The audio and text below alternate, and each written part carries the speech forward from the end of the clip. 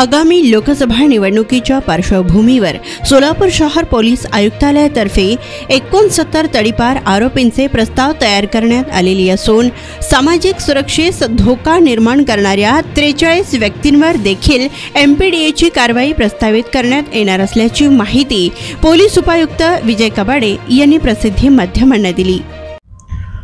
आगामी निवडणुकांच्या पार्श्वभूमीवर सोलापूर शहर आणि परिसरामध्ये कायदा व सुव्यवस्थेच्या दृष्टिकोनातून प्रस्तावित प्रतिबंधक कारवाई ज्यांच्यावर करायची आहे अशा आरोपींची यादी तयार करण्यात आलेली आहे, अशा इसमांची यादी तयार करण्यात आलेली आहे। यामध्ये प्रामुख्याने 69 तडीपार प्रस्तावित तडीपार प्रकरणं बनवली जात आहेत।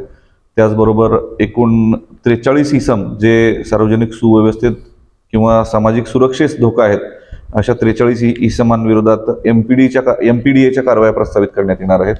त्याचबरोबर इलेक्शनच्या स्पेसिफिक कालावधीमध्ये तात्पुरत्या कालावधीसाठी प्रतिबंधक आदेश ज्यांना बजावला जातो CRPC 144(2), 144(3) नुसार अशा 35 लोकांची यादी तयार करण्यात आलेली आहे।